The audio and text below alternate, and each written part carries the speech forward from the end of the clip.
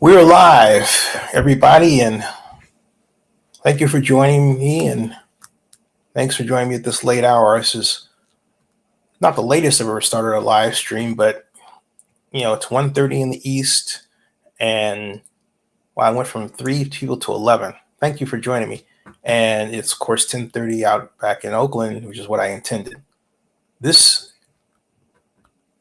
while technically is a new day, it's also the ending of what has to be the worst day in Oakland government in our entire history. We have never had, ever. Oh, thank you, Ed. Ed says these late night sessions are awesome. Thank you very much for that. Thank you for the 3 bomb, by the way. But we've never had anything close to this in the history of Oakland. Not even close. I mean, sure, we've had incidents at City Hall, but not bad ones. The closest we had to a major league bad incident at City Hall itself was when a gunshot went off inside City Hall, and that was 2 years ago. That never happened before. But a raid on the sitting Oakland mayor has never happened in the entire history of our great city, ever. So one could say, hey, look, it's about time, but you can also say it speaks to the political stability. If you really want to take it from a gigantic, satellite view that we've enjoyed for many, many decades. All right. Keith Willis says, I thought the 80s were bad, but this takes the cake. Yeah, but here's the thing. The 80s in Oakland really were great. The 80s marked the years where Oakland had Lionel Wilson as the mayor, first black mayor. He was the 3-term mayor, 3 terms through the 80s. And he gave way, of course, to Elihu Harris, my boss, who served for 2 terms after that. And when I think of Lionel Wilson, I think of his wife, Dorothy. He, African-American. She, I believe she was of British descent, and could be seen at the Safeway off College Avenue dancing up a storm like Gene Kelly and Ginger Rogers near the ice cream section. I kid you not, okay? I kid you not. Ed says Oakland has had decent leadership in those days. And they were fun people who always lent an ear and were never shy about giving advice if it was asked. I miss Lionel and his wife a great deal. And there are the great elected officials. There was Mr. Carlton Gilmore, our first black mayor, black city councilman. And there are others. Even Larry Reed is sometimes he'd make me angry. Larry made a lot of people angry, but then Larry, I love Larry a lot. Larry was accused of things he didn't do. And so I can go on and on and on. I can talk about rising stars who came in as aides like Pat Kernahan and rose to the point where I thought she was going to run for mayor. But I can't think of a single person in all my years working for or being associated with the Oakland City Council or Oakland government, and that goes back to, I would say technically 1979 when I entered the contest to produce the design for Franco Gawa Plaza. I came in runner-up, but see, I created the only one that was buildable, and so Yuhei Lee took my part of my design, my step design, that's actually used today. That's the steps you walked up and down so many times. I did that. I love my city. Never, ever, ever have we had something like this happen where at 6 o'clock in the morning, the FBI raided the home of Oakland Mayor Sheng Thao. And think about it.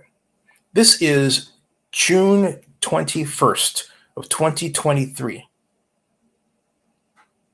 Do you realize this is still, I want you to think about this. This is still,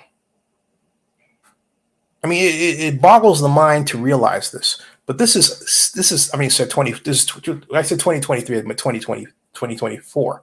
This is July 21st, 2024. This is still not even halfway through her second year as mayor.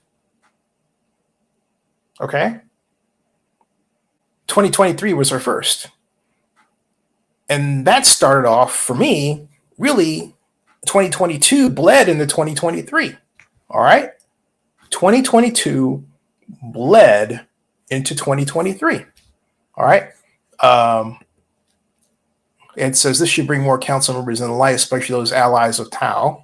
Nicholas Berg says, hey, Nicholas, how you doing? A judge doesn't issue a search warrant for a city mayor unless the feds have the goods.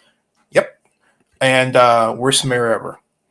And so I want to make sure I get your comments out as I'm talking too. So I'm trying to walk a tightrope. At any rate, for me and Sheng, I'm going to say this straight out so this gets on the record. I am very sad that Sheng turned out the way that she did. I met Sheng Thao at a fundraiser for her boss, Rebecca Kaplan, when she was running for re-election as at-large council member, and that goes back to 2014. And she was actually going to run for mayor, but I showed up, and it was funny because Sheng at first didn't even say anything to me. She pretended like I wasn't there, and I waited, and so then I told Rebecca. I said to Rebecca, "Hey, I don't know your aide there, but she's just she's talking to other people around me and next to me, but she's afraid to talk to me." And so she introduced us. And that was the first time and the last time I ever had any doubt about who Sheng was as a person. She was apologetic. Maybe she was overwhelmed. Maybe something else, whatever. And then we used to all meet down at Make Westing, which is a fantastic place in its heyday, of course, pre-pandemic, but a fantastic place on the corner of Telegraph there and 16th,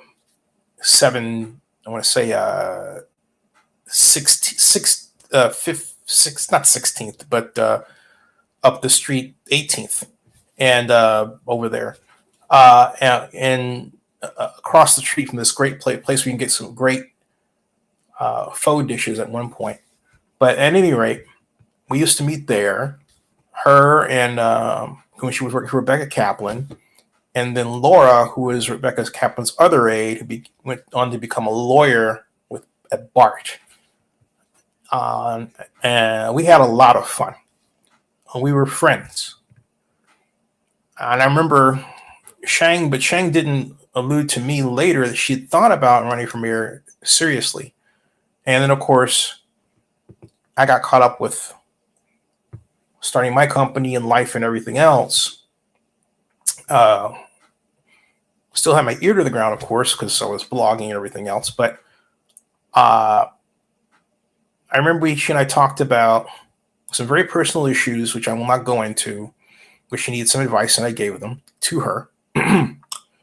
And she mentioned running for mayor. And I said, I think you'd be a good mayor. Yeah. And that conversation we had, I would say that was the fall of 2019 in there. And then, of course, she officially did, start going into running. And then I'll never forget the call that I got on the 5th of October, 2021, from someone who's played a big role, very highly regarded. I really highly regarded by a lot of people, a major Oaklander, arguably Mr. Oakland. And he called and he said, "Zinni." "What?" I said, "What's that?" He said, "Zinni, he was left me it was a message. He said, Zinni, I want to talk to you about Sheng. Because man, she's become a monster. Okay, become a monster. And I wasn't used to associating the words monster and Sheng in one sentence. So when I finally got a hold of this person, he told me, he said, look, she's become really ambitious. She's throwing people under the bus and she's upsetting the wrong people and some other things. So I made a video. It wasn't intended to be kind. It was intended to be a warning of how people would not fear to try to correct her, to set her on her proper place. And I said it just like that, because you don't want your friends, people you regard as your friends, to fall off a cliff for whatever reason. And I compared Sheng to Tracy Flick, the character from the movie Election, who would do anything to win. That's the person Sheng Thao had become. And it pains me to this day to say that.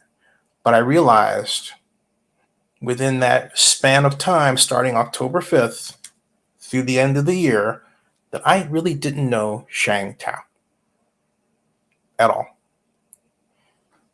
And then she asked me out of the blue, she sent me a text message, which I still have, a request to meet me on Zoom, because she wanted to understand how enhanced infrastructure financing districts and tax increment financing works. And of course, I have decades of experience going back to when I learned it while intern with the Oakland Redevelopment Agency, and starting in '86, and then in earnest in '87 when Pat Cashman officially hired me to stay on for a longer term, other than the summer.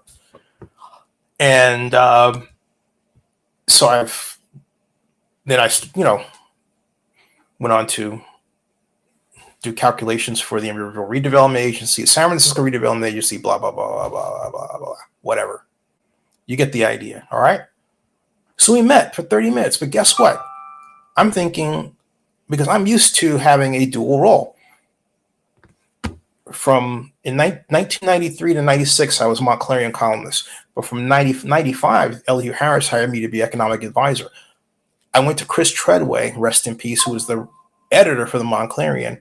And he said, I said, hey, look, I have to quit because I can't do this. He goes, why? Just put at your byline that you're economic advisor to the mayor of Oakland. And I said, oh, okay. So I did. And I was fine for the rest of that year until I decided to write in favor of the strong mayor measure that Elihu wanted passed, my boss, of course, and I was open about it. And Chip Brown, publisher, great Cal Golden Bear and friend, fired me. Still love Chip. I don't care. And because T. Gary Rogers was our advertiser with Dryers, and T. Gary Rogers was saying, that thing is any, okay, happens, So, so I'm used to having that role. So fast forward to my conversation with Sheng, and I'm thinking, all right, he wants to hire me as a consultant to do something here because of my experience, and that's fine. And she gave me homework because she wanted to establish a citywide tax increment financing zone. I said that's not unlike the redevelopment project areas we had at the Flatlands, which basically covered most of the Flatlands. Okay, punctuated by the 7,700 acre Coliseum redevelopment area. It started 6,000 and grew. All right, and so anyway, I'll get your comments after I say this. Anyway, Sheng, I said, great. I said, I was about to tell her what it cost. She goes, well, I have a consultant already. And I thought, what? I said, who? She said, Larry Cosmont. I said, I do better work than he does. I was really flabbergasted. She'd taken up 30 minutes of my time, asked me questions I gave her the answer to, shared that she wanted to do a citywide redevelopment project area, which I'm actually expert at building a model around, because I know not only how to calculate the total total assessed value for the entire area. I have the numbers from the past and can move in the forward, right? all that technical stuff. I love it. I love tax increment financing. All right. And regular viewers of my channel know that. So, but she didn't. She actually expected me to do the work for her for free. So after that, about a month, so I wanted to interview her about Howard Terminal. She stopped taking my calls. She never answered my request. And yet she started talking to Casey Pratt about the same thing. Casey, Casey's a broadcast journalist. He is not a trained urban economist who's steeped in, history for tax increment financing, right? And I thought, wow. And so then it wasn't until Leanna Powell contacted me to tell me her story later the same year. This is 2022. This is before the election. Later the same year, Leanna Powell contacted me out of the blue. And we had a 2-hour interview where she talked about how her civil rights were violated as aid to Sheng Thao because she didn't want to work on the campaign. She had kids, there's a whole legion, and you can't force someone to do that. But Sheng was trying to force her to do that. That's against the law. Understand? So I put that out there. Now, Renia Webb, who was her chief of staff, Sheng's, was also going to run to be District 4 City Council person. I had already contacted Renia to interview her. But then all of a sudden, she called me back once in a phone tag and then stopped. And then I tried to call her again, and she goes, "Oh, I can't talk to you. I shouldn't be talking to you." Click. Okay. So I never experienced that before. But what I also never experienced was anyone who went through what Renia Powell went through. She was abused. Leanna said that Brandon Haramy, one of Sheng Thao's key aides, she claimed was, you can't make this stuff up, okay? Had taken her laptop forcibly, and she claimed that, some other matters that I think are best left to come from her mouth rather than mine, and repeat them. But I will say that she also said, and this was echoed by somebody else, that they would also have inappropriate relations in the office, in parties. And I'm saying that to avoid the way she actually put it, because it's too gauche for polite society on YouTube. YouTube algorithms and all. Okay, this is a turn I never saw the city of Oakland take, and it was disturbing, and it is disturbing to the core.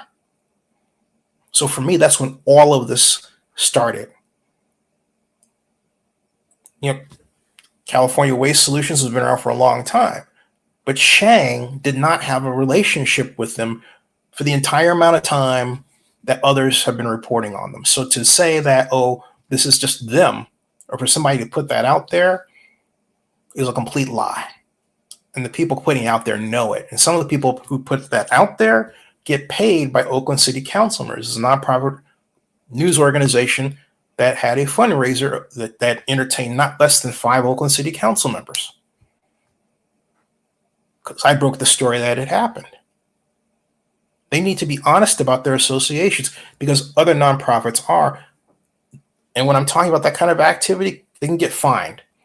This nonprofit news organization likes to defend the mayor, almost bend over backward. All right. So let me get your comments before I go on. All right. I don't want to get too far ahead of myself. Hey, I didn't know you realized you had a big youth. Oh, thanks. I need 100,000 subscribers, but I didn't know Sheng knows herself, Ed says, given all the controversies through her year 1 tenure. The search warrants are probably icing on the cake, says Hopers. The feds probably have enough evidence to bring an indictment. Time will tell. So sorry I had a more complete post, but hit enter by accident. I liked your article about Ms. Webb, and it's cool to find someone local giving this kind of coverage that you are. Thank you. Oh, God bless you. Thank you. Thank you. I appreciate you. Thank you. Speculating, and time will tell if the reports are true, being UPS, IRS, and FBI are involved, then most likely a political corruption case. And I'm glad you said that, because look, when Leanna told her story, I mentioned what she said, but get this, that was in October.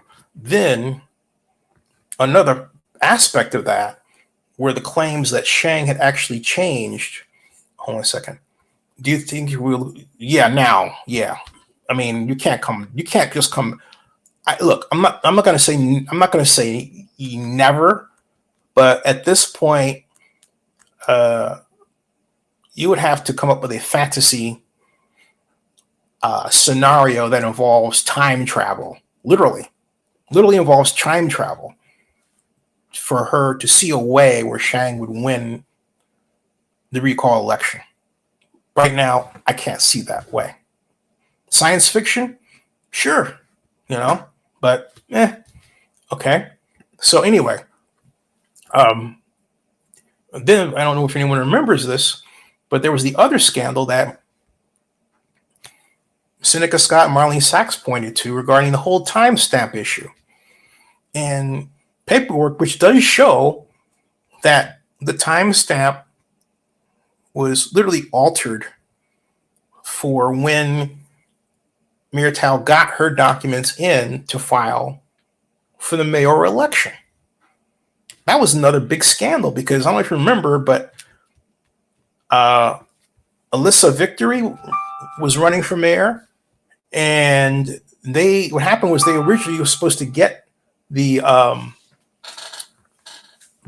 documents in on Wednesday of the 17th, but then they moved them up to the 12th. But the city clerk's office, the day is the day, they didn't give proper notification. And so they were actually supposed to get them on the 12th at 5:00. But a number of candidates didn't get the memo. Unfortunately, those candidates were the ones that were less likely to be, council members or have council member ties. Like, for example, Derek Sue, who would have been Oakland's first homeless mayor had he won. And Derek raised holy hell, used my channel to do so, because he was able to make his vlogs, on my channel and his own. He went to town. I remember, and at my behest, I said, tell everybody what's going on. Even remember Peter Liu, who, liked to say shocking things and brandish a firearm and all that stuff. It was a whole group. Nancy Sidebotham. They all had dinner at the Korean restaurant over here on Grand Avenue, across from room 389. Great place, because I have it on live stream. I was able to attend by live stream, but they all felt like they were shut out, and the Public Ethics Commission was supposedly going to look at that. Nothing. And I don't know what happened with Marlene's lawsuit. I don't think it got thrown out of court, but it was really appropriate place for the Public Ethics Commission to look.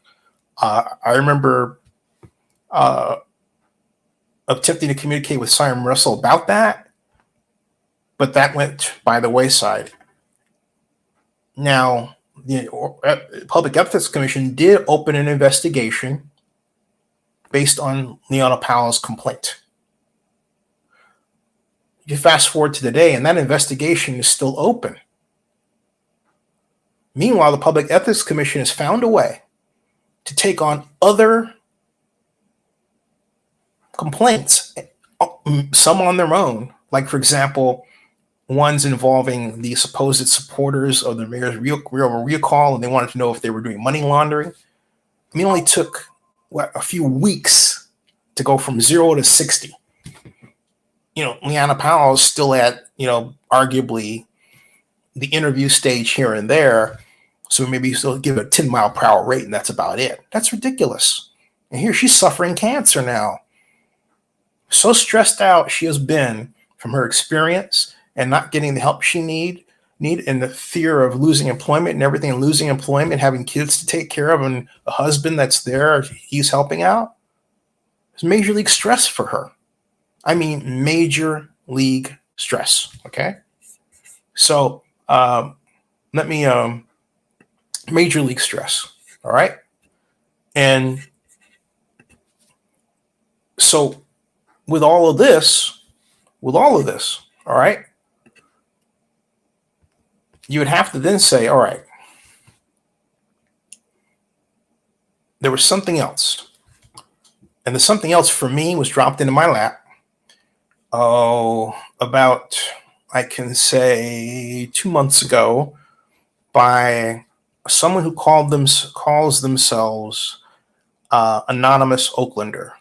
And Anonymous Oaklander sent me a gigantic set of files concerning one subject: California waste solutions. It had all the past articles. It had some news information that never saw the United States. Why? Because it was made in Vietnam. But the person who gave this trophy, who may be watching now, seemed to be a very affable person, but didn't want to come on my show, even to use their voice. I said, hey, look, use your voice, tell people what you found, everything else. Decline. I said, look, in my world, if you're a friend of mine, then I have better comfort over using what you're presenting me. All it was basically already known information for the most part in timelines. And I say for the most part because the piece that I have at zenireport.com about David Duong appeared in Vietnam. It never saw the light of day in America because it wasn't even written in English. It was translated, put in this cache, and then sent to me. And I used it. Okay. And I told the story as it was. It was because you have to understand in the context of the number of business people. We've had some council members who were business people and council members, like the late Henry Chang.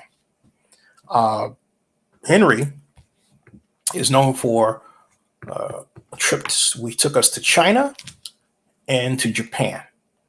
And there's a lot of business exchange that went on there.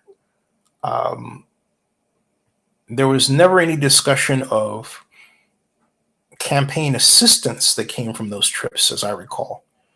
But they did undergo some scrutiny. That was before we had an ethics commission. All right. Now we have one. And the point that I'm making is trips like the one that Dave Duong organized with the Vietnamese consulate and with the Port of Oakland have been quite common in Oakland history. Quite common. So you always have to be careful how you look and where you look. All right. Now, in this instance, so I put it out there with balance. I mentioned that, hey, there are a number of sticky situations that California Waste Solutions has gotten into, and but they've always been characterized only for those situations and nothing else. So I tried to give a balanced view, but it was quite detailed. And I wouldn't doubt that someone found something there that maybe matched with some other information they had and said, hey, you know what? Maybe this matches in a way that we're not comfortable with, and therefore here's another reason to go forward. I'm not saying that's the only reason. But the one that really does hurt has nothing to do with California Waste Solutions. And that came from directly from Renia Webb. And Renia famously decided to resign from her post as chief of staff to Mayor-elect Sheng Thao after serving as her chief of staff in the city council office. Why? Because Andre had come to City Hall for Shang's swearing in with his girlfriend. You hear what I'm saying? You hear what I said? With his girlfriend, Natasha. With his girlfriend. And at the Zenny 62, or Zenny Report post, which at the top, there's actually a photograph that comes originally from Zenny62blog.com that's part of a text where you could see them arm in arm walking down 14th Street, just having come out of the side, exit, right, of City Hall on that day. In other words, this really happened. This wasn't gossip. It wasn't hearsay. It really happened. Andre yelled at Shang. Andre yelled at Renia. Andre yelled in general for between 10 to 15 minutes. That's a long time. The building was aware of it. It was embarrassing to Shang. I felt sorry for Shang. And and I was very surprised that Andre, who I met in 2010 when he was Rebecca's chief of staff, had morphed into a person who behaved that way. I always regarded him as a rock, as someone who would have a sensible character, who was a soft-spoken gentleman. Soft-spoken gentlemen don't do what many said he did on that day. All right? And it set Ms. Webb off. Because in the run-up to that event, and from Renia's words after she issued her erstwhile email, which I'll get to in a second, she accused Andre of physical and verbal abuse. Those her words in black and white. All right. And given the fact that other people saw him behave this way, that makes it much harder for anybody to refute her claim. Some people, Renia some people try to discount her because Renia can come off as literally Jekyll and Hyde. She has a Jekyll and Hyde personality. But you have to be careful, because when a person is in distress, I don't care how Jekyll and Hyde they are, if you're at all sensitive, you know that what they're saying when they're in distress is what happened. And this is a person who was damaged. Period. End of story. And she felt that Shang wasn't doing anything about it. And she was doubly triggered when word came along that Shang was going to bring in Brandon Haramy to work in the mayor's office. Brandon Haramy worked in City Hall. He was known for having, so people say, I have a lot of Twitter accounts. He was known for having 30, 40, 50, something like that.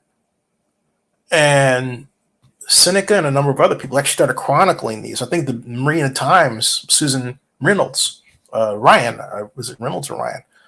Susan Dyer Reynolds. Any relation to Ryan Reynolds, Susan?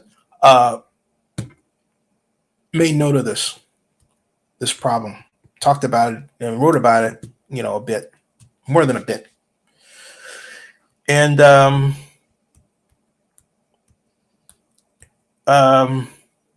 Brandon was a cyberbully. In fact, I had at one point a great relationship with Brandon. He was the person who always welcomed me when I was going to interview Sheng about something. That's what I'm saying. We went from having a fantastic relationship as a group of people because she went from being Rebecca's aide, and then she was council member and a great council member, I thought, uh, for most of her tenure. And she was part of this group of women that were running that I felt represented Oakland's outstanding political future. And I will say that even today, with all that happened, the persons that they were then, Naeli and her and Brigitte, I think was the other candidate. They were all just fantastic people that would have made great council members. The person that was ahead of them, unfortunately, got into. I'm not going to put his name out there, but he got into a situation regarding, I believe it was sexual something or other, or something. But I don't want to dwell on that too much for this point. Point is, he dropped out of the race. Now, okay. And hey, Orlando, how you doing? But anyway,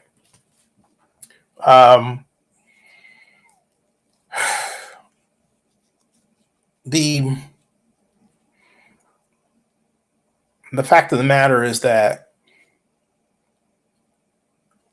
we had a great for a long time, and then everything changed for me and with respect to Sheng after February 2nd, 2022. In that meeting, she requested on Zoom regarding tax increment financing, to which I still don't know what she really expected at all.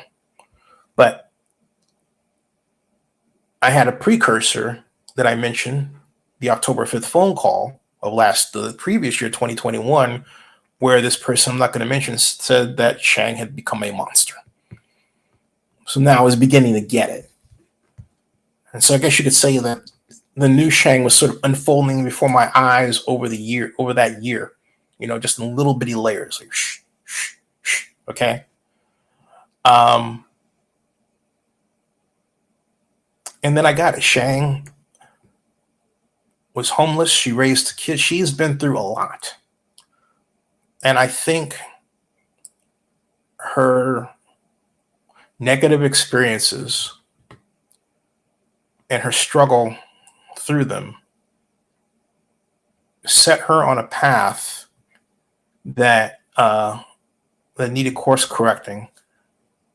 And there was nobody there to provide the correction, because everyone, as I read it, not everybody, but I would think most people, because she wasn't listening to some people, most people were content to, as long as they were getting what they wanted from her, stick with her. In other words, not be genuine friends. Okay. And also, I have to say that because there's some people who dispute that. But they would do so for this reason. Sheng ran a very familial office. So you bring your kid to work, it becomes a makeshift baby center. So you might have someone over here with baby, feeding baby milk, somebody over there taking a constituent call, that sort of thing. That was very common. Not what you would normally expect to see in a political office, but as they say, times change, right? For some people. And if you get a council member or a person who runs council as more like their home, and in a highly permissive home at that, then you get Sheng's culture. And that's precisely what had developed. So Sheng has her defenders from that perspective, because they were really she was kind of building the family that she didn't have in the common sense, in the normal sense, in a regular sense. She was building truly a political family, but it wasn't a professional family. It was a political family that was taking on different roles, but they didn't have a manual and a process or decorum. All right. And that's the best way that I can put why all of this has unfolded. And that's why there are so many layers to this. That's why you have Andre doing what he did. Because if Andre had any thought about process and protocol, Elliot even had a protocol director. That was Becky Taylor. All right. The way you do things.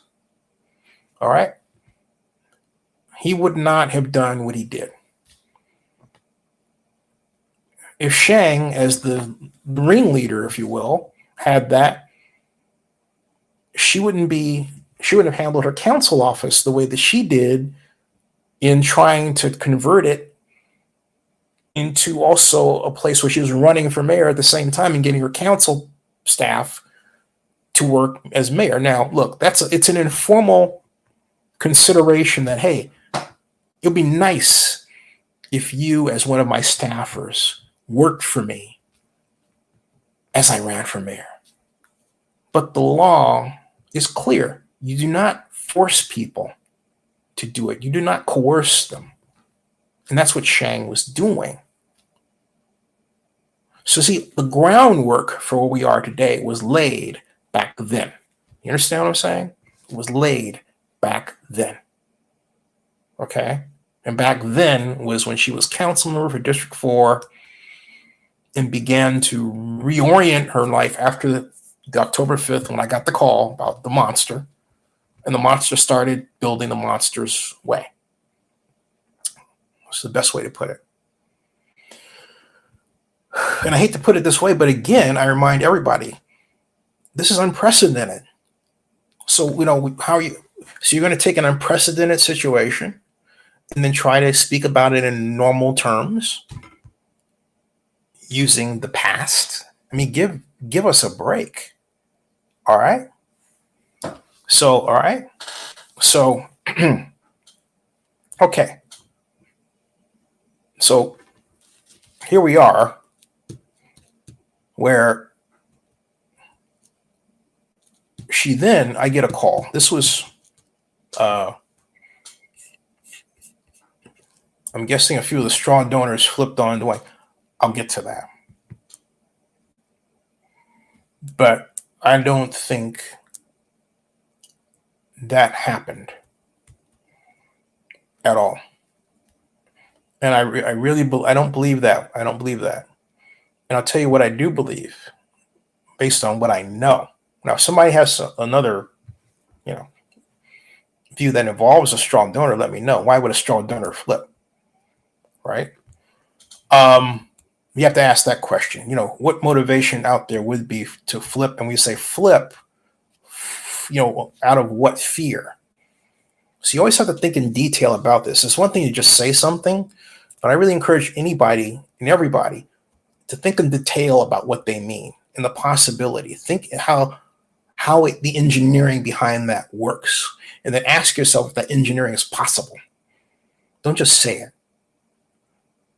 Let that be your null hypothesis, and then test your null hypothesis, right? All right. So Renia Webb vowed revenge to me and to Seneca Scott. And you would say, how did it come to where Seneca and I are both involved? Because she contacted us simultaneously. Actually, what she did was she contacted Seneca first, and then Seneca put me on, connected me. Next thing I know, I'm on talking to her. Thanks, Seneca. I think. The Seneca knew that someone should be out there reporting about this, because that's not what he is. I do. And that's how I came to get the same text messages that he got at the same time. All right. I'm going to tell you also who I told about it. All right, I sent these text messages around. I sent them to a person I've known for a long time, since 1993, who's with the San Francisco Chronicle. I'll just say that. You saw him on television today. He said he was going to wait until somebody else did something about it. This was back in February now. We're at February 20th of 2022 when I wrote the first piece on Zenny62blog.com. And I waited for a little bit. I thought, you know what? Because actually it was February 15th. I said, you know what? I need to just get this ball rolling. And so I wrote the piece. So anyway, Renia Webb also said in her texts, and doubled down, has said it many times, that Andre was selling jobs for money. Now, that has been translated to he was selling. If you want to be on the board of commissioner and you went through him because you wanted this commission seat, you had to pay him. That's illegal.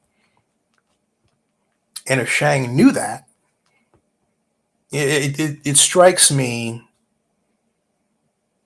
as beyond the realm of impossible to think that he would just do that and not tell her and pocket the money. Okay, that in and of itself is a major violation. That is political corruption. Okay? So that's why I'm saying, for those publications that are fixed on the Duongs only and get their money from Oakland elected officials like Treva Reed, Lauren Taylor when he was a council member.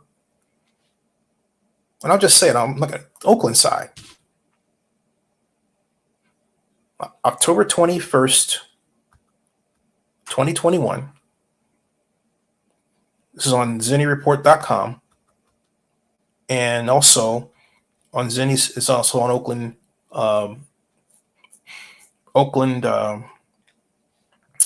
NewsNowBlog.com. John Bliss, friend of mine, had a fundraiser for Oakland side. Why? Because the word was getting around the Oakland side was losing money. He put the pictures of the resultant party on his Facebook page, and I saw them. Around this time, Oakland side was not being kind to me as a person, and I didn't appreciate how the publication would go after Black elected officials or those running for office and try to make them look bad. And I less appreciated this behavior because Oakland side is owned by City Side, which is a 501c3. 501c3 media organizations are prohibited from politically partisan activities. Oakland side walks that line far too much. They take money under the table from organizations, progressive public relations organizations. I think Bill William Fitzgerald was running one. This is back in 2020. He gave them, I think it was $2,000. My memory of my records are correct. I have to go back and look at it. Under the table. Meanwhile, Oakland side says, hey, they pride themselves in writing on not having these political relationships and not being influenced by politics. So here at this party that John Bliss threw, he's an affable guy, he throws parties for different charities and that sort of thing. None other than Dan Kalb, I have the photograph. Treva Reed, I have the photograph. Lauren Taylor, I have the photograph. Carol Fife, I have the photograph. And Nikki Fortunato Baths. I have that photograph too. Okay? All right? And this was something Oakland side publicized until I threw it out there. So if you're going to go and pick on other people like me, it's an old saying, all right? Glass houses. The reason why I feel bad about it is that I call Frances Dinkelspiel. When she sent me an email to meet, I believe it was Yazim Raja. And I said, hey, I'd love to meet her, but Frances, we haven't talked since 1999, when I gave you those documents that showed that the financial advisor on the Raiders bond issue had not given the correct information to the Oakland City Council to make the proper decision on the Raiders deal. She took that information, wrote about it, and won a local Pulitzer, and then I never heard from her after that. So I said, hey, look, do you realize how long it's been? We need you and I to get together and catch up before I meet with anybody, any of your folks. I think that's the only right thing to do.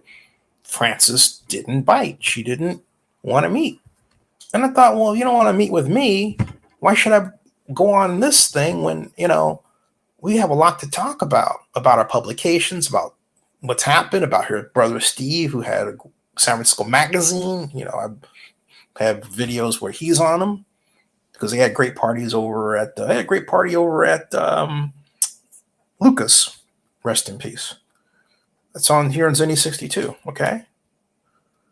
So I was very disappointed with Frances, and remain so, because it was almost like, they have to be on high, but can't meet me at a level. I have to be like a notch lower or something like that. I don't treat people like that. If I do, I want somebody to remind me when I say I don't do it. Okay. I do not do that. No one's better than me. Just because I talk with authority and all this other stuff doesn't mean I think I'm better than anybody. I just think I'm smarter than you.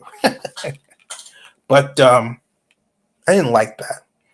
My point is, I'd love to be friends with Oakland side people, but they don't try. And they try to not be nice to me. And I'm thinking, would they treat me differently if I were white? So Darwin says, hey, you're calling me racist. I said, well, yeah, because the behavior is racist. As opposed to saying, how can I be a better person? Right? I don't like having these kinds of relationships. I loved it when Oakland side called me, or had someone call me about the Coliseum issue, and the way that Henry was having a heavy-handed way that Henry Gardner was treating the mostly Central American immigrants that make the carts to make the hot dogs there. I thought we should have a system where we don't charge them anything, give them a specific area, and let them grow into an area in the Coliseum. That's actually old hat. It was done in Baltimore like 3 decades ago. Someone in Oakland side said, hey, call Zenny, and I took the call, and he treated me as I should have been treated, like an authority on that particular subject. I love that. Thank you. And I thought, you know what, that's a better publication if you're doing that. So I don't mean to be mean, as I say, but I don't like it when people are mean to me on social media, and then they don't call me and say, hey, Zenny, I just want to get to know you. Right? Pick up the phone. Because Oakland needs its media to be together. It doesn't serve you if we're out there and we don't like each other. And there's more of that than the like. There's too many areas. You've got that, I love people like my friend Vernon Glenn and everybody else. I don't want to go too back, but you get the idea. All right. We need to come together. So for my part, I love that Oakland side's around. I love that the East Bay Times is around. They should change their name to Oakland Tribune. But I'm especially proud of my relationship with the Oakland Post because they're also black media, and Paul Cobb and I have a long relationship. 2007, we did a video of his relationship with Dr. Martin Luther King that the late Chris Thompson of the East Bay Express wrote about. It's a classic article, even though it was written that snark that the late Mr. Thompson was known for. um, lots of great people. Lots of great people. But we have to do better by each other. The better we do by each other, the better the information we produce that you consume. And then it's also from different perspectives because there's no one right answer to this. And there won't be until the fat lady sings, and the fat lady might as well be thought of as the FBI and the court. Okay. So getting back to Sheng, I think Sheng has been very tied up with making her union representatives happy.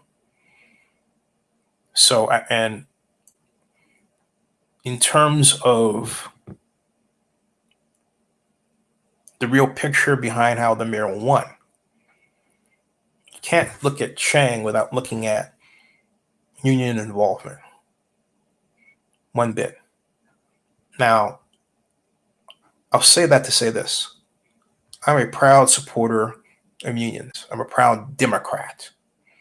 I am proud to know the people that I know in the Bay Area. I'm proud to have worked for the people that I've worked for. From Senator Lloyd Benson all the way up to Elihu Harris and Jerry Brown, where I nearly bought the Super Bowl to Oakland under Jerry. All right? Even though Jerry didn't like me. Whatever. I'm proud of the work that I've done for people. I'm proud of people that I've helped. I'm proud to say that there's a reason why my name is one of a number in a plaque, on a plaque at the bottom floor, that platform floor of the rotunda. I'm proud of the work that I did for Phil because I felt Phil Tagami should have been the developer for the rotunda. And we all moved heaven and hell to make it happen because the city of Oakland is treating Phil like crap. What do we get in return? We got the pleasure of seeing one of our own, our friends, get that work. That's what we got. That's the way it should be. Okay? That's the way it should be. Because at the time, we were bringing in white male outside developer, white male outside developer, white male outside developer, white male outside developer, white male outside developer, and then John Lowe, Asian local. And John, awesome dude, wasn't able to really get it done. And Phil's out there saying, give me a chance, give me a chance. I've got these contacts and everything else. He was working for Randy Berger as an adaptive reuse specialist. But unfortunately, Randy owed Phil over $18,000. It's a large chunk of change. See, I knew Phil when Phil was, as Phil would put it, equity rich and cash poor. He had a nice house. And Monica Lamboy, who worked in the city manager's office, a very sweet lady who unfortunately had was given the task of telling me that Jerry Brown fired me after the Super Bowl because I accused him of being racist, which also is illegal, by the way. Still is illegal. You can't fire somebody because they say, hey, you're racist. And I didn't say it like that. What I wrote to my crew when I was the executive director of the Oakland Alameda County Sports Commission, the only time that Oakland's ever had a true nationally recognized sports commission, was that Jerry Brown, I was upset that we didn't get approval by the Coliseum Joint Powers Authority for the Super Bowl bid so that the NFL would sign the contract and would be ready to go. It was because Larry Reed decided to abstain from the vote. And yet I laid out everything for Larry. I got Larry a Super Bowl ticket. Okay? at his behest. I got him a Super Bowl ticket. Then he said, I don't need it.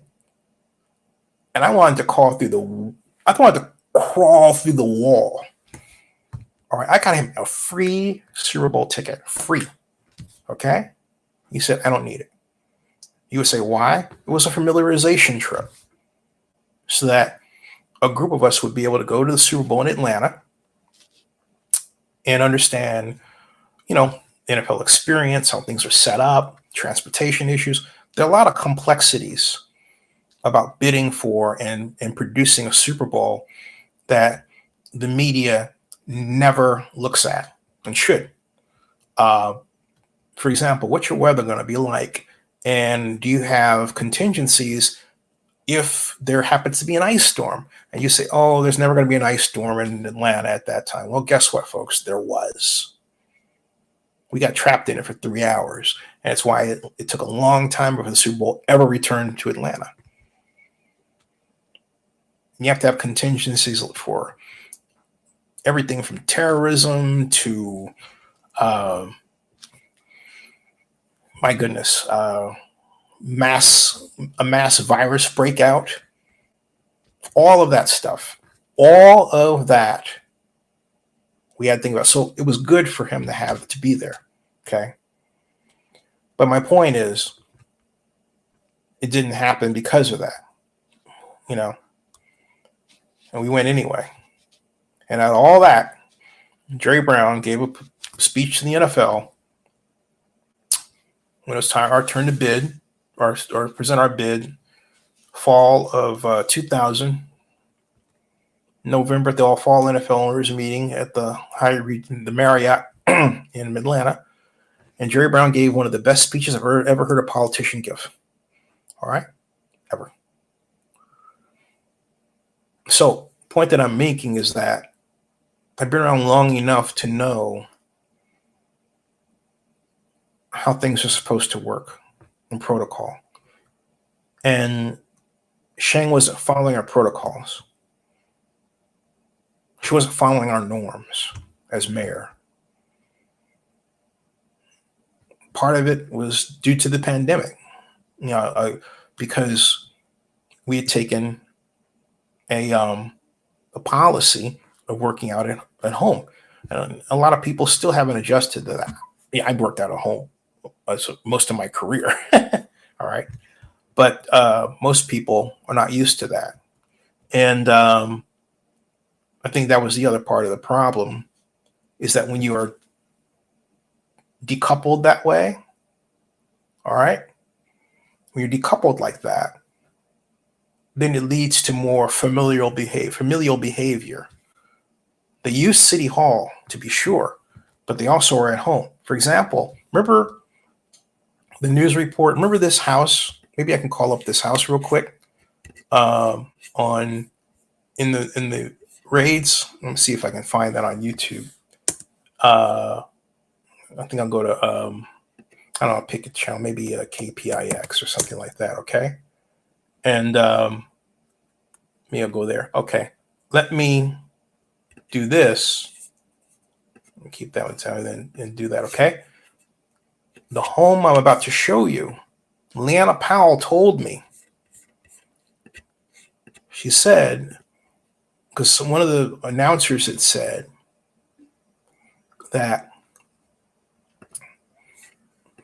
this was they were not sure. They were not sure if the home, I'm going to run this. They said they're not sure if the home belonged to Sheng Thao. There was a lot of equivocating by some media types, but it was. In fact, Leanna called me and said, that's the home that Sheng was going to have me work out of if I helped her on the mayoral campaign. That was 2022. Okay. See that house that she's standing in front of? That's the one that they were going to use there. No, it wasn't, a campaign office next to City Hall or anything like that. You can't do it out of City Hall. That's illegal. But it was her home there. But a lot of their work, even work that was done in City Hall, would be done outside at other places, okay? All right? And so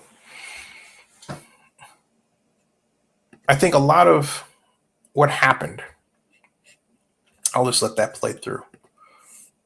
And you think KPIX is going to, let's play this. I don't think KPIX is going to hammer me too much if I play just a little bit. If they do, I'll just claim fair use and I'll be right. They're supposed to be friends of mine anyway.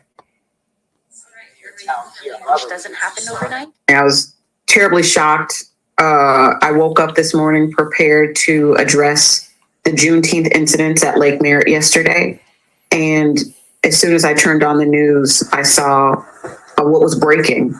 And so I'm having to regroup to do some investigation and make a bunch of phone calls around what's happening.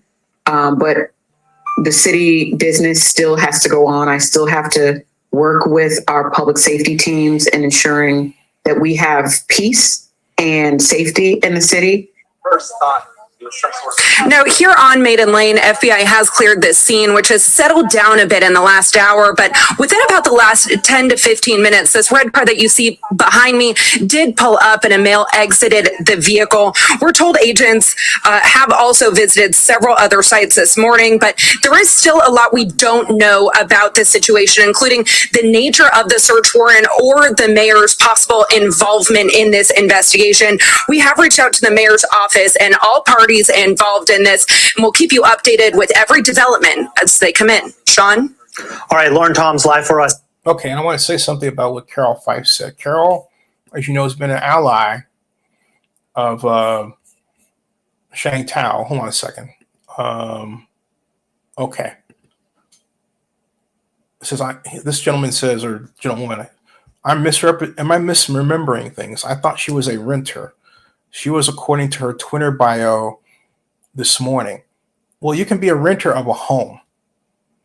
Yeah, I've heard that. I've heard that take a lot. I think the assumption is that if you're a renter, you're renting out of a multifamily unit, right? Well, you can rent a home too. And that's what was the case here. But as I understood it, there are other people who say that the actual owner of that home, someone else said it was the Duong family. And I'm saying, okay, I haven't heard confirmation of that. All right. At all. I haven't heard confirmation of that. Okay. But again, you can rent out of a home, so you can be a renter if you rent a home. That's common. Anyway, getting back to Carol Fife, I'm just going to roll back just a little bit to where they talk with her right here. All right.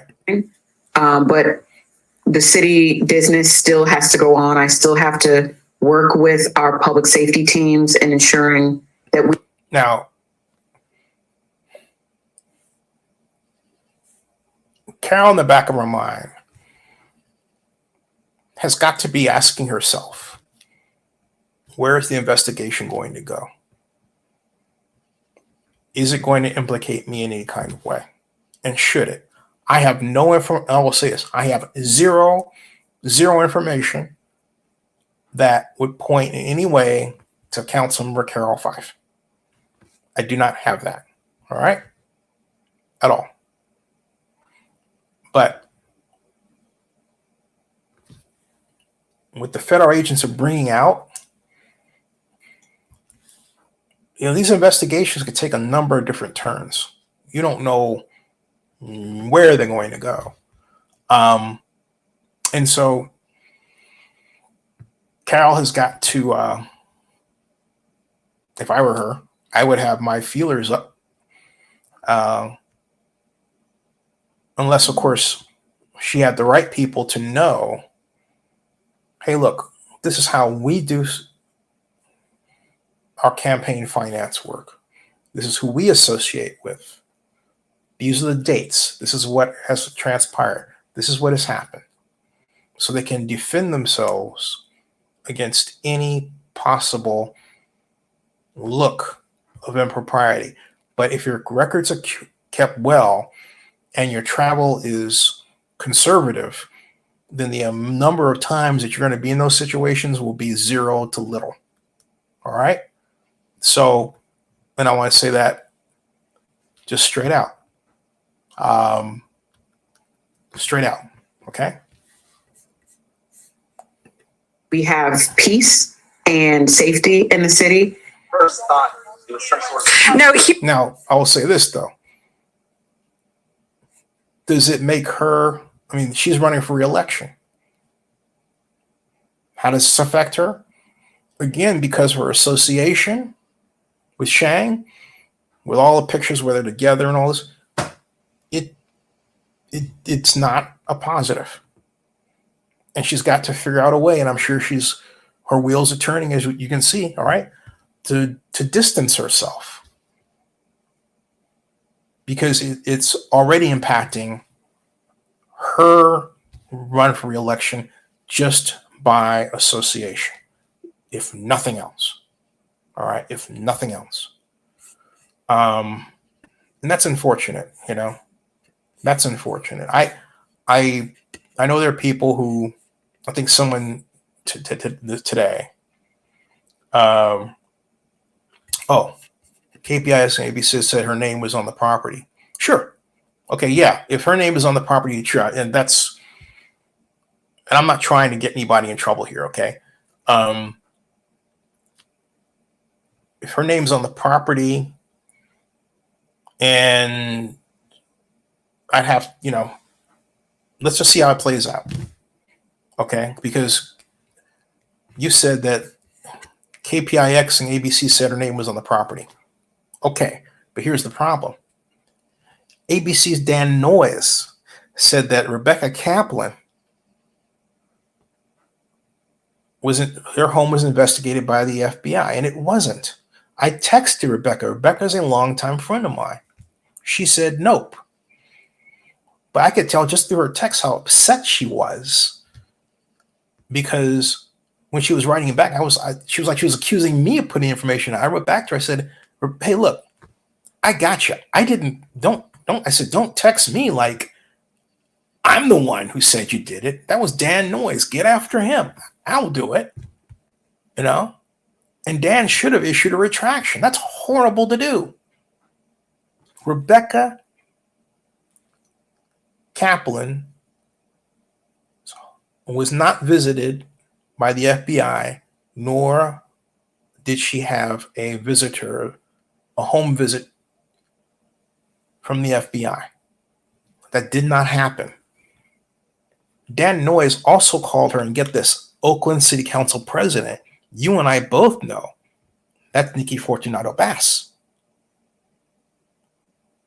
All right. So again, I say that because when you say KPIS and ABC said, I'm saying, so it doesn't mean they're right. Just let it play out. Okay. I just want to let that, don't, even if it's me, because people challenge me in a second, I'm thinking, fine. I'd rather you ask me and then find out that I'm right rather than just assuming that I'm right. Cool. But hey, look, treat them the same way too. You understand what I'm saying? Treat them the same way too. Okay. So let's see where this goes before we close out it. We got that part. Let me fast forward back to where she was. All right.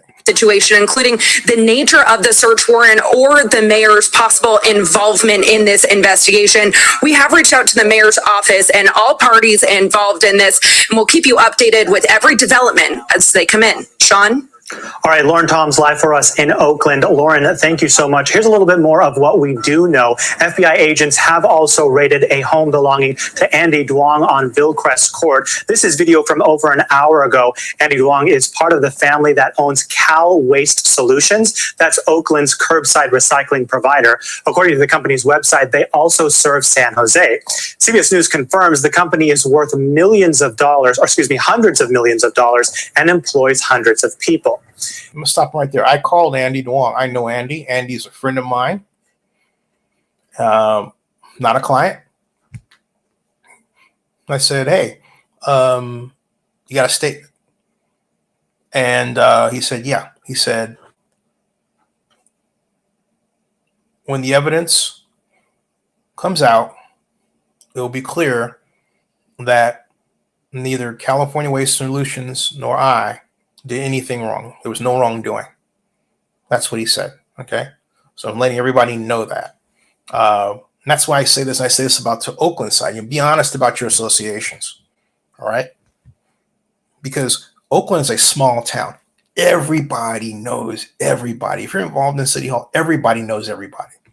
These walls are like paper. Okay.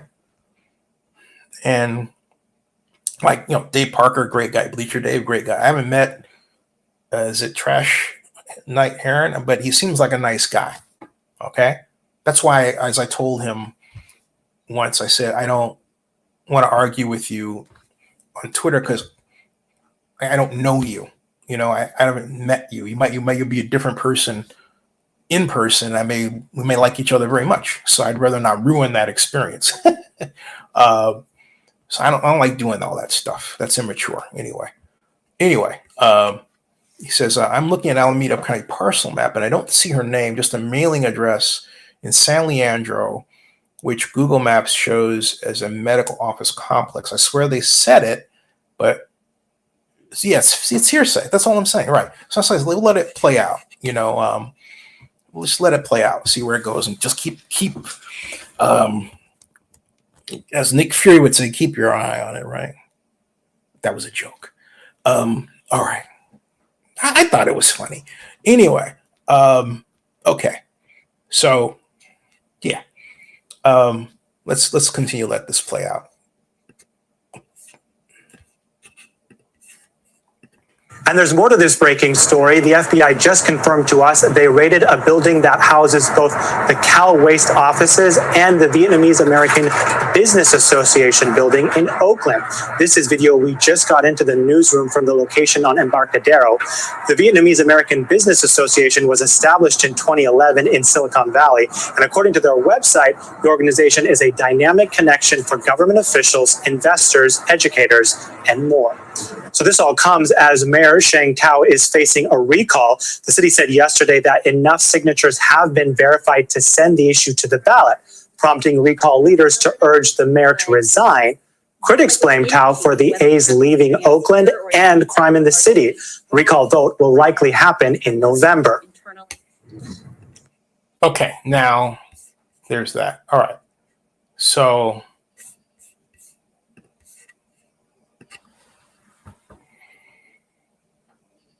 what this also points to is something that I extensively wrote about, and I really invite you to read it over at zenireport.com. And this is zenireport.com. And I mentioned the Renia, I keep doing that. Renia Webb. This is the one this is stuck at the top, but the one that you need to read right under is also, and I should put it, it's attached to it. But I think what I'm going to do right now is, I think I'm going to change its order so that it's easier for you to get to, but it's the only one that has the information about the trip that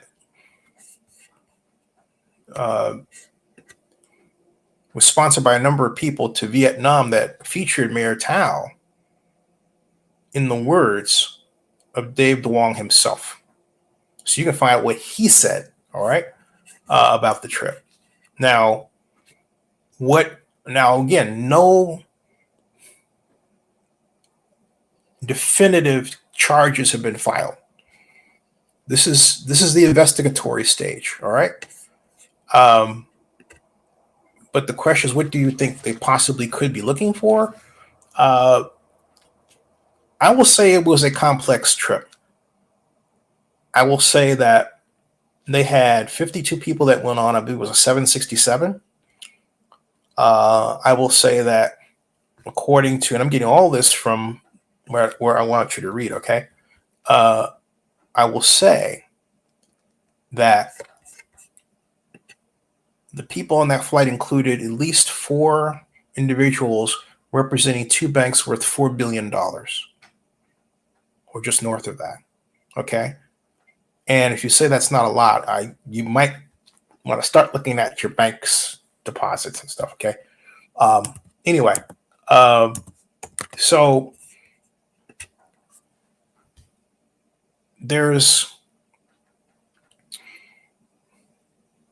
it features Danny Glover went. There's a photo there, and there's here we go. Sheng made a lot of very deep connections at very high levels to where you look at it and you think, whoa, okay. And as I look at it real quick, here, all right, then we would say, all right, foreign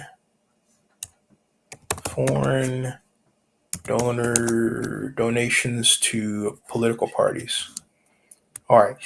Federal law prohibits contributions, donations, expenditures, including independent expenditures and disbursements, solicited, directed, received, or made directly or indirectly by or from foreign nationals in connection with any federal, state, or local election. All right. And so if there's a situation, and I'm saying if, because Andy said there was no impropriety. If there's a situation where somebody on that plane was, or some group was responsible for doing just that, then look, somebody's in trouble. It may, even if it's not California Waste Solutions in this instance, they may be able to point to who is doing that. All right. Okay. Here is Mr. Duong, legend. All right. And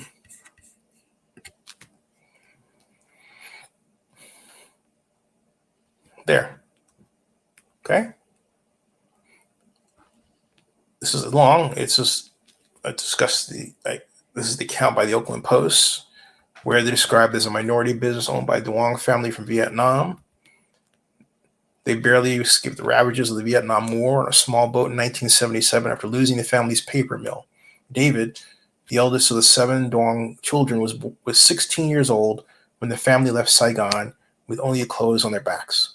After spending nearly 2 years in a refugee camp in the Philippines, they arrived in San Francisco. The 16-member Duong family squeezed into 2 studio apartments. At 19, David and his siblings collected recyclables every night for 3 years after school and saved enough to purchase their first warehouse. Today, CWS employs more than 300 people at Oakland and San Jose locations. That's from the Oakland Post. All right. And so what I wrote here was that this post is not to reopen old wounds or even to point a new finger at Duong strictly because of his association with Mayor Thao, but it's just to tell the actual story of what happened on the trip, and simply because a number of people have pointed to this trip as one not being investigated by the Oakland Public Ethics Commission. They're rightly upset, I wrote, that the Oakland Public Ethics Commission is slow to investigate cases that have been open for years, and in particular one started in 2022 by the Oakland Ethics Commission against Andy and David Duong of the same CWS and for laundering money via straw donors, this is what we're talking about, okay, to Oakland council member campaign committees, contributing a total of $8,000. Or the one Zenny 62 Media has featured involving the District 4 council member and Oakland mayoral candidate Sheng Thao's alleged violations of the civil rights of her aide, Leanna Powell. But the Ethics Commission did advance a hasty investigation of people alleged to be involved in laundering money to the Mayor Sheng Thao recall campaign, since the Public Ethics Committee's budget is controlled by Mayor Thao. The actions in reducing it are clearly questionable, and that's putting it lightly. But all of that should not automatically mean that Dave Duong has done anything wrong. It's just the imagery of Duong going from the 2022 investigation to a 2023 trip to Vietnam, taking Mayor Thao and 52 people has raised some eyebrows. All right. And I wrote in preparation for this post, I learned that over the years, Dave Duong and his family had been unfairly raked over the coals in a fashion that is to be called reckless and racist. It's no surprise that Dave Duong has done defamation of character lawsuits in Vietnam, and he has. Moreover, tired of what he sees as years of false accusations, Duong threatened to sue the Oakland side if its coverage focused on him saying, if you report that I'm a target here, it'll be libel or slander. All right? And so I presented the full story here, okay? And it's quite an extensive story. Photographs. I encourage you to read it and draw your own conclusions. This was in Vietnamese. It was translated and sent to me by anonymous Oaklander, whoever that is. So there are some others who say that this came from a guy named Mario Juarez, who was a friend of mine. And Mario has had a beef with the Duong family. And Mario has a number. Let me put it this way. Mario, when I started out knowing him, when he was running for office against Ignacio in 2006-07, was an energetic guy, full of, as I say, vim and vigor, involved in real estate, and dearly wanted to challenge Ignacio de la Fuente for the mantle of council member in District 5. And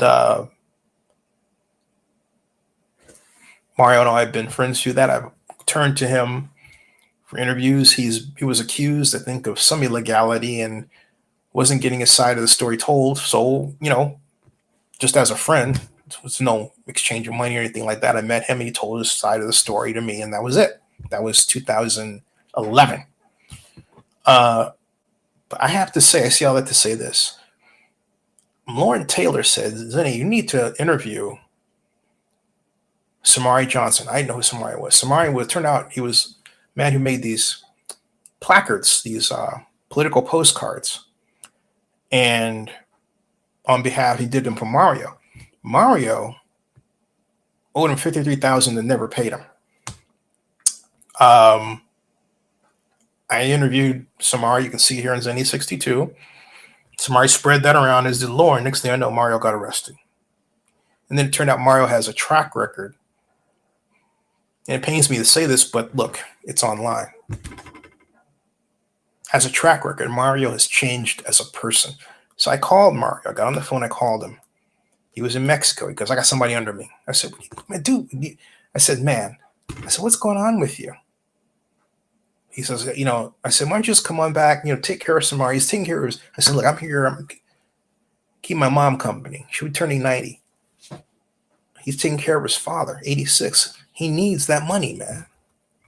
I said, be a guy. Be like you used to be. I thought. What did I know? Okay. Wow.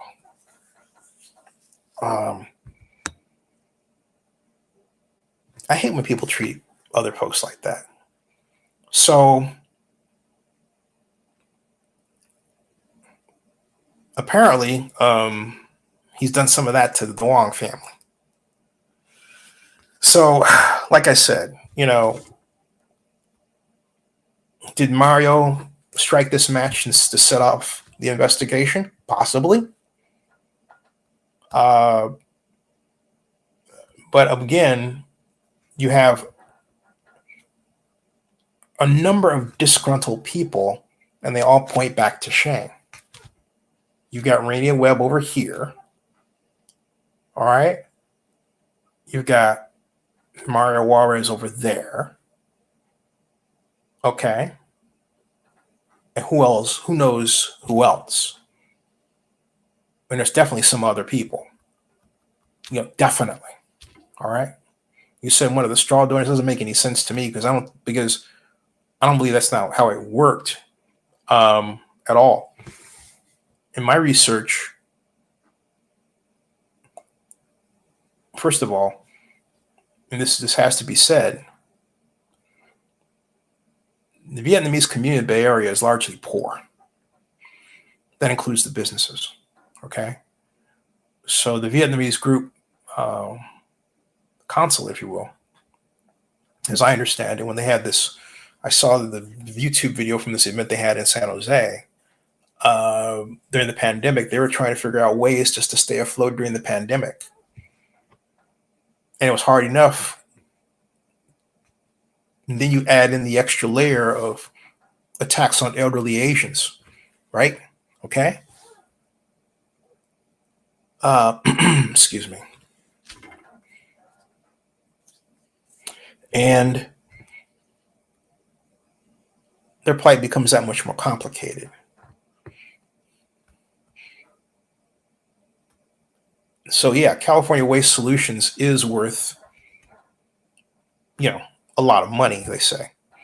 But waste management is worth more money. And what I find interesting is that no one ever looks at waste management and their political practices, but all of a sudden, California Waste Solutions gets put up there. And then if you look again at publications that choose to put out items about waste management, it's always instructive. How to handle your compost, seminars they're having on compost, that sort of thing. But when it comes to California Waste Solutions, it's all this negative stuff. I refuse to believe that all these organizations are that clean. I think for the most part they are. But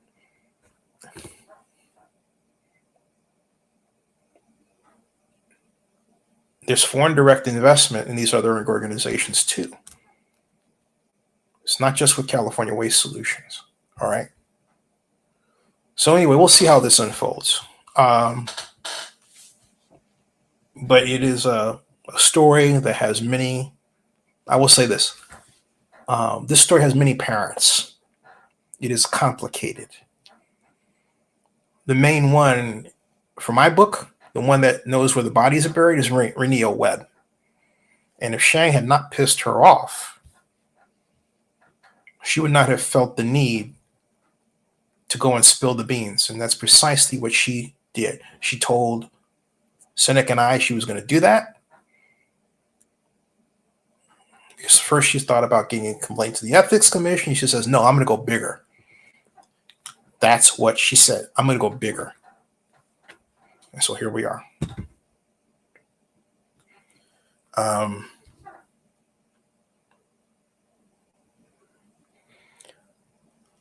I hope the mayor finds it within herself to pull herself together, because there is a part of me that still sees Sheng as a young woman, young girl. And she went from literally 0 to 60 between 2019 to 2021 in the equivalent of, I would say, 4 seconds. All right. What precipitated all that, I don't know. But something triggered her desire to achieve power in the way that she chose to do so. And somebody enabled it. A number of people told me it was Andre. Because Andre, I didn't know this, Andre started dating her when she was an intern in Rebecca's office. He was chief of staff. Oh, okay. So it's a complicated web of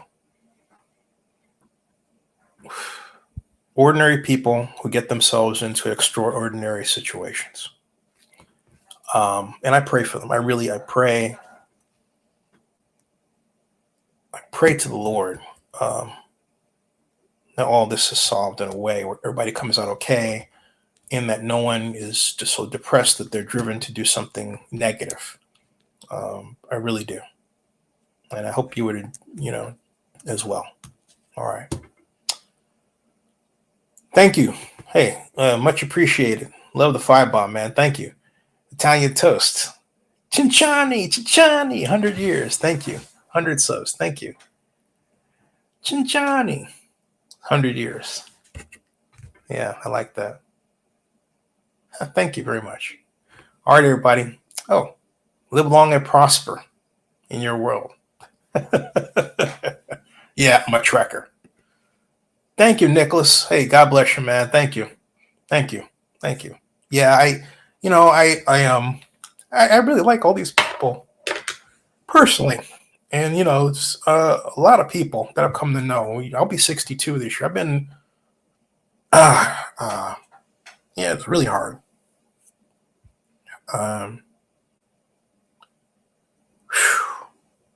Yeah, I remember saying to Libby one day when Libby was getting after Phil about the whole coal terminal, I said, Libby, you say, you know what? We're all like brother and sister. Why do you have to treat him like that? Well, he violated a promise. I said, well, actually, you signed the document. You knew what you were signing, talking about the fact that coal was going to be hauled at the bulk terminal. And that's why I was dying to have Inside Terminal Solutions as a client. I had Stephen Buell had Tavares calling me. I happily told him, yeah, I did. I begged to have him as a client. Like, okay, so why don't we talk about how you guys make money under the table? Because the ads aren't paying for it.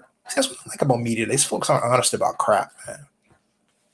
Everybody knows you cannot make a sustainable living on just ads anymore, unless even if you get the blip, like that racy, that viral video. You're lucky if you get it once. Friend of mine, we started Black Tree Media, Jamal, was able to eat off of a video that went viral, got 60 million views. But after that, he started to have to come down a bit, and he had to, go out and get another job. All right.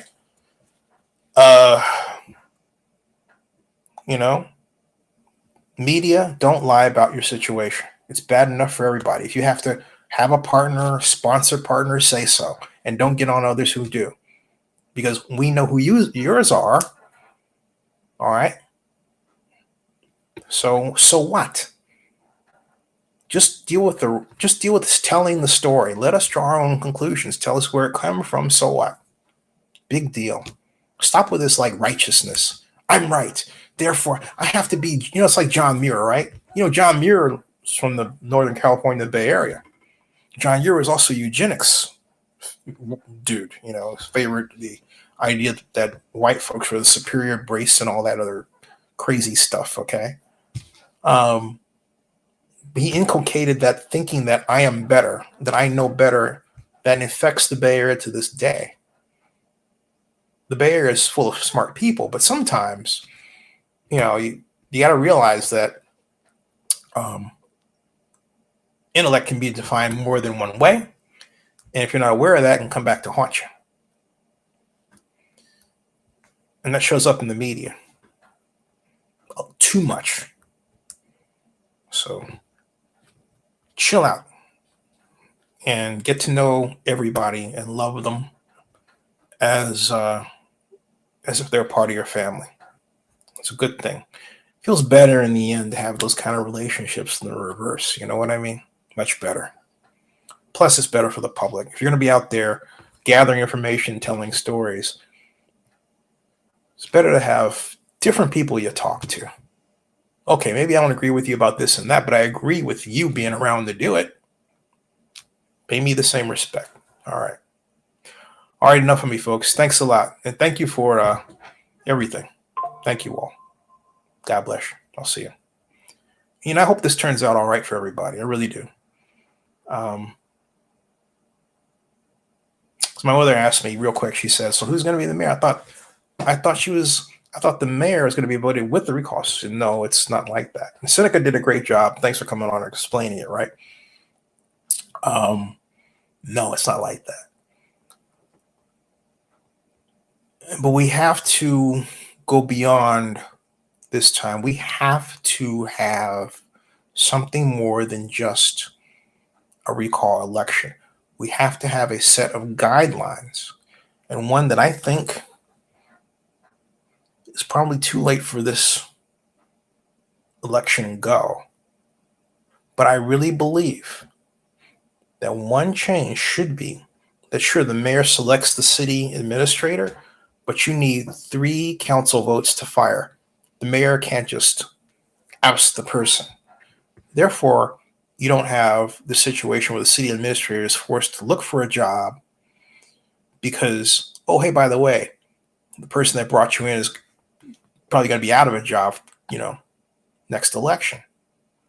That dynamic has changed Oakland, and it has made us into a less effective government because we don't have the personnel infrastructure to do long-term planning and development in place. And so as a result, we do not have the will and the initiative to complete big projects. All of this goes together, folks. All right, we'll see you later. Good night.